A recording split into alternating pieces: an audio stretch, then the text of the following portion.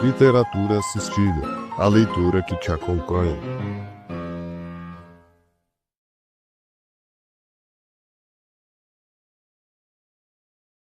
Machado de Assis. Fulano.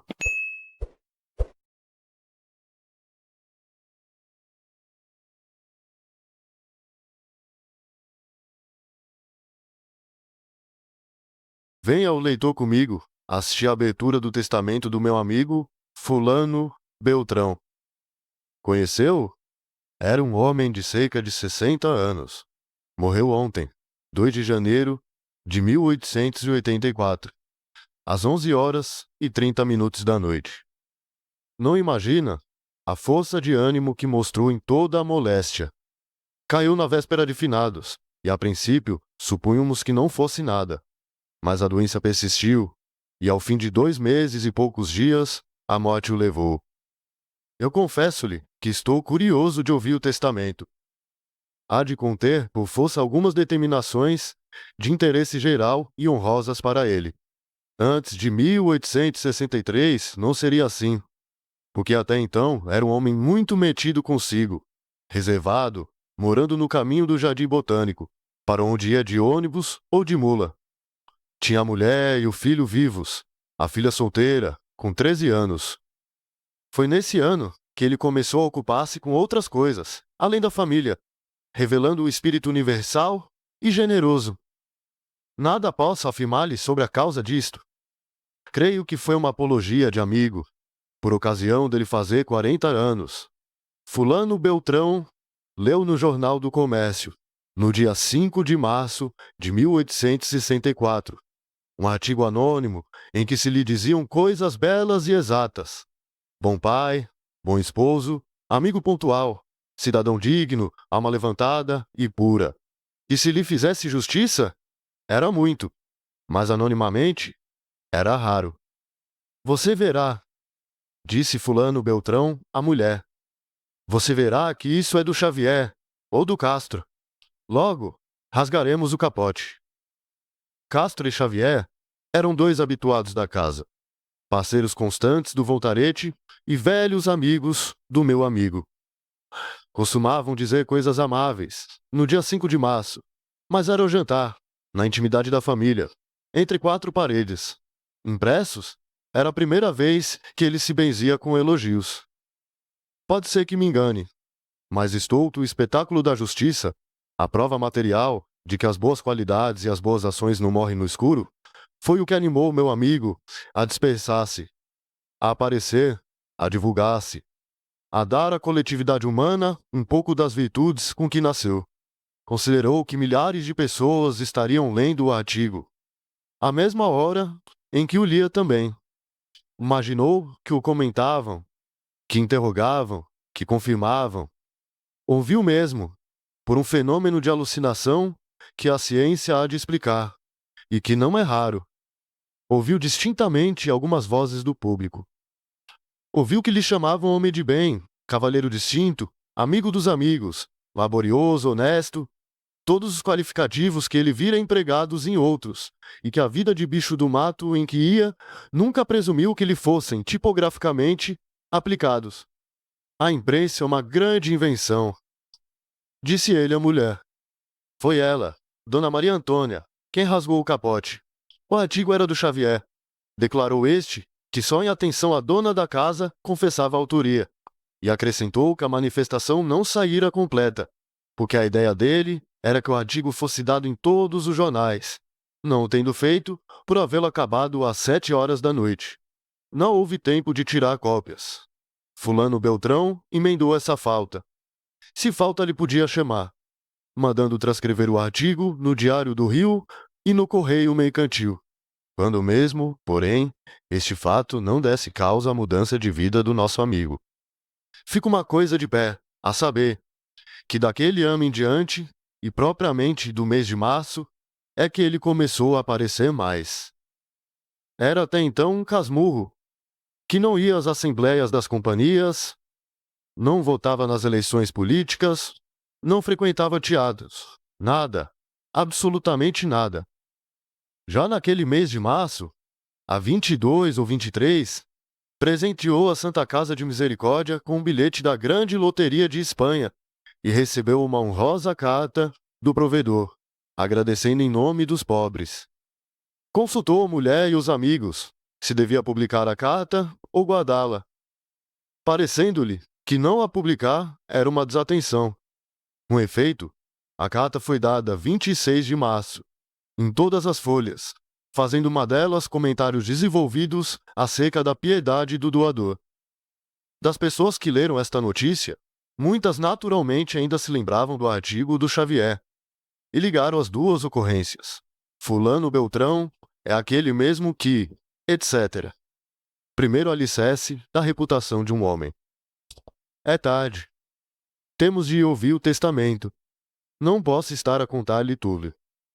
Digo-lhe sumariamente que as injustiças da rua começaram a ter nele um vingador ativo e discursivo, que as misérias, principalmente as misérias dramáticas, filhas de um incêndio ou inundação, acharam no meu amigo a iniciativa dos socorros que, em tais casos, devem ser prontos e públicos. Ninguém como ele para um desses movimentos. Assim também com as alforrias de escravos. Antes da lei de 28 de setembro de 1871, era muito comum aparecerem na Praça do Comércio crianças escravas, para cuja liberdade se pediu o favor dos negociantes. Fulano Beltrão iniciava 3/4 das subscrições, com tal êxito que em poucos minutos ficava o preço coberto. A justiça que se lhe fazia animava-o, e até lhe trazia lembranças que, sem ela, é possível que nunca lhe tivessem acudido. Não falo do baile que ele deu para celebrar a vitória de Riachuelo, porque era um baile planejado antes de chegar a notícia da batalha, e ele não fez mais do que atribuir-lhe um motivo mais alto do que a simples recreação da família. Meter o retrato do almirante Barroso no meio de um troféu de armas navais e bandeiras no salão de honra, em frente ao retrato do imperador, e fazer, à ceia, alguns brindes patrióticos, como tudo consta dos jornais de 1865. Mas aqui vai, por exemplo, um caso bem característico da influência que a justiça dos outros pode ter no nosso procedimento. Fulano Beltrão vinha um dia do Tesouro, onde tinha ido tratar de umas décimas. Ao passar pela igreja da Lampadosa, lembrou-se que fora ali batizado. E nenhum homem tem uma recordação dessas sem remontar o curso dos anos e dos acontecimentos. Deitar-se outra vez no colo materno, rir e brincar, como nunca mais se ri, nem brinca. Fulano Beltrão não escapou a este feito. Atravessou o adro, entrou na igreja, tão singela, tão modesta, e para ele tão rica e linda.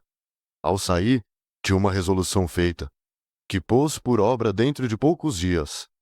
Mandou de presente à Lampadosa um soberbo castiçal de prata, com 2 datas, além do nome do doador. A data da doação e a do batizado. Todos os jornais deram esta notícia, e até a receberam em duplicata, porque a administração da igreja entendeu, com muita razão, que também lhe cumpria divulgá-la aos 4 ventos. No fim de 3 anos, ou menos, entraram meu amigo nas cogitações públicas. O nome dele era lembrado, mesmo quando nenhum sucesso recente vinha sugeri-lo, e não só lembrado como adjetivado. Já se lhe notava ausência em alguns lugares, já o iam buscar para outros.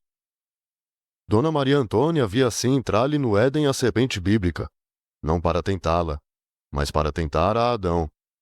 Com efeito, o marido ia a tantas partes, cuidava de tantas coisas, mostrava-se tanto na rua do ouvidor, à porta do Bernardo, que afrouxou a convivência antiga da casa. Dona Maria Antônia disse-lhe. Ele concordou que era assim, mas demonstrou-lhe que não podia ser de outro modo, e, em todo caso, se mudara de costumes, não mudara de sentimentos. Tinha obrigações morais com a sociedade, ninguém se pertence exclusivamente. Daí um pouco de dispersão dos seus cuidados. A verdade é que tinham vivido demasiadamente reclusos. Não era justo, nem bonito. Não era mesmo conveniente.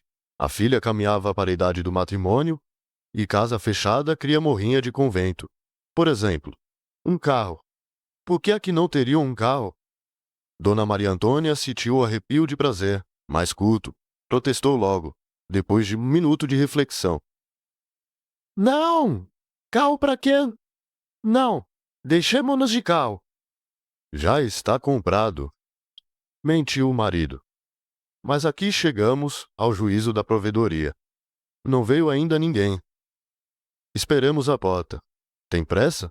São 20 minutos no máximo. Pois é verdade. Comprou uma linda Vitória. E, para quem só por moléstia andou tantos anos às costas de mula ou apertado no ônibus, não era fácil acostumar-se logo ao novo veículo. A isso atribuo eu as atitudes salientes inclinadas com que ele andava, nas primeiras semanas, os olhos que estendia a um lado e outro, a maneira de pessoa que procura alguém ou uma casa. Afinal, acostumou-se. Passou a usar das atitudes reclinadas, embora sem um certo sentimento de indiferença ou despreocupação, que a mulher e a filha tinham muito bem, talvez por serem mulheres. Elas, aliás, não gostavam de sair de carro, mas ele teimava tanto que saíssem, que fossem a toda parte, e até a parte nenhuma, que não tinha remédio senão obedecer-lhe. E, na rua, era sabido. Mal vinha ao longe a ponta do vestido de duas senhoras, e na almofada um certo cocheiro. Toda a gente dizia logo: aí vem a família de fulano Beltrão. E isto mesmo, sem que ele talvez o pensasse, tornava-o mais conhecido. No ano de 1868 deu entrada na política. Sei do ano porque coincidiu com a queda dos liberais e a subida dos conservadores. Foi em março ou abril de 1868 que ele declarou aderir à situação. Não à socapa, mas estrepitosamente. Este foi, talvez, o ponto mais fraco da vida do meu amigo. Não tinha ideias políticas. Quando muito, dispunha de um desses temperamentos que substituem as ideias e fazem crer que um homem pensa, quando simplesmente transpira. Cedeu, porém, a uma alucinação de momento. Viu-se na câmara vibrando uma parte, ou inclinado sobre a balaustrada, em conversa com o presidente do conselho, que sorria para ele, numa intimidade grave de governo. E aí é que a galeria, na exata acepção do termo, tinha de o contemplar. Fez tudo o que pôde para entrar na câmara. A meio caminho, caiu a situação. Voltando do atordoamento, lembrou-se de afirmar ao Itaboraí o contrário do que dissera ao Zacarias, ou antes a mesma coisa, mas perdeu a eleição e deu de mão à política. Muito mais acertado andou, metendo-se na questão da maçonaria com os prelados. Deixara-se estar quieto, a princípio, por um lado, era maçom. Por outro, queria respeitar os sentimentos religiosos da mulher. Mas o conflito tomou tais proporções que ele não podia ficar calado. Entrou nele com o ardor, a expansão, a publicidade que o metia em tudo.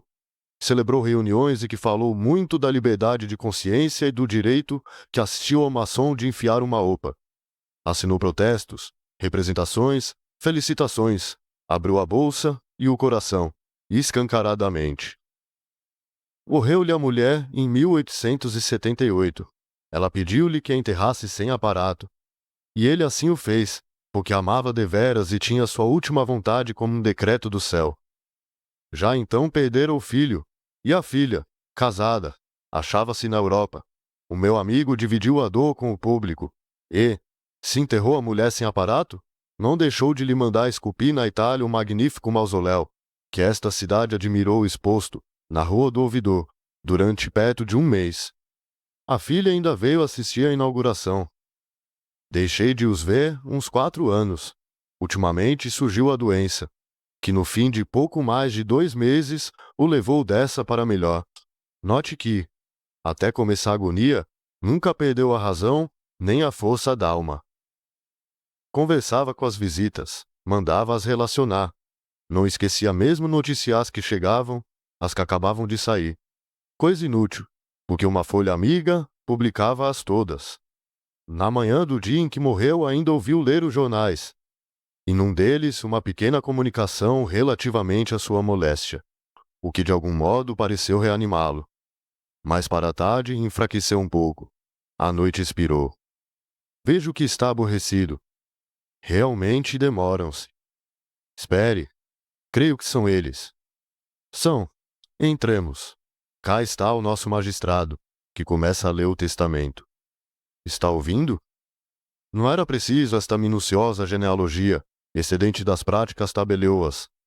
Mas isto mesmo de contar a família desde o quarto avô prova o espírito exato e paciente do meu amigo. Não me esquecia nada. O cerimonial do saimento é longo e complicado, mas bonito. Começa agora a lista dos legados. São todos pios, alguns industriais. Vá vendo a alma do meu amigo. 30 contos. 30 contos para quê? Para servir de começo a uma subscrição pública destinada a erigir uma estátua de Pedro Álvares Cabral. Cabral? Diz ali o testamento. Não pode ser olvidado dos brasileiros. Foi o precursor do nosso império.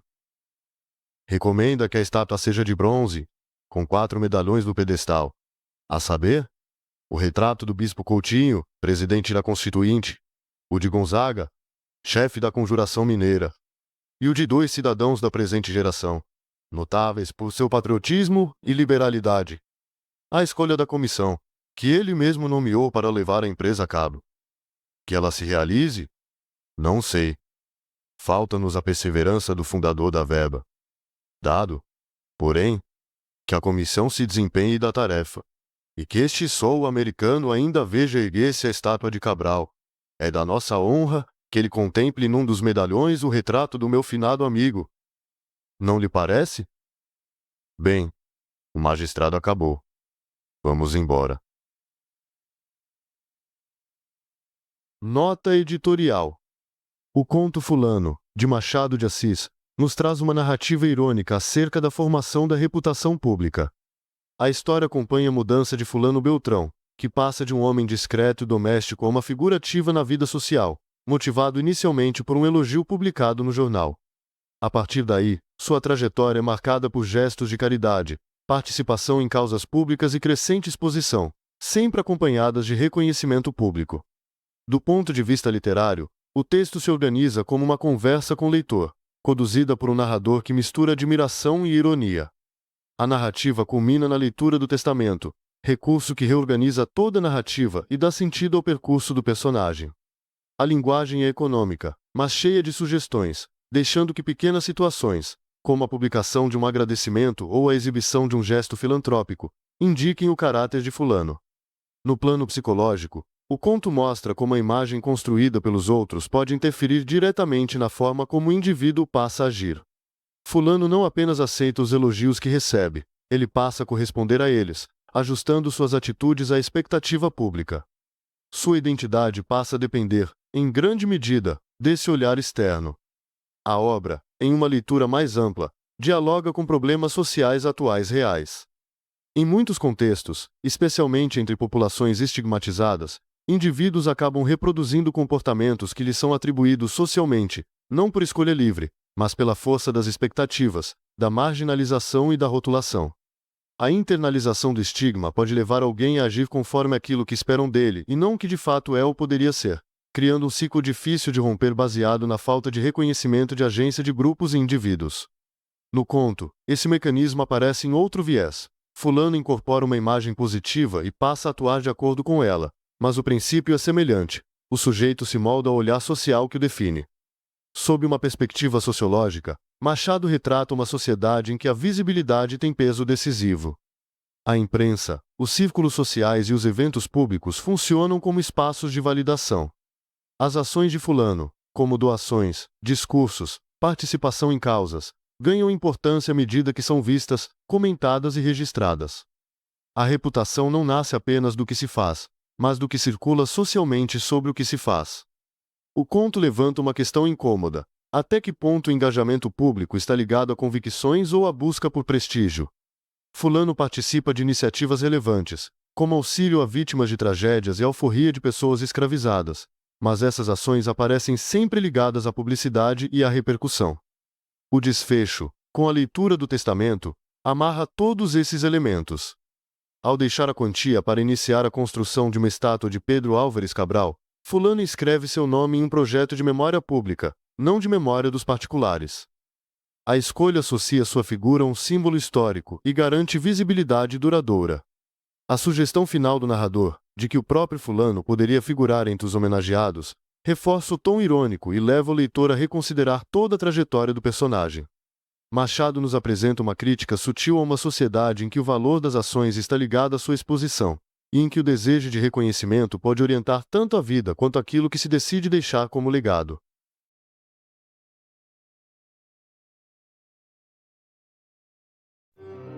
Chegamos ao final de mais um conto no canal. Nos vemos no próximo encontro quinzenal. Literatura assistida.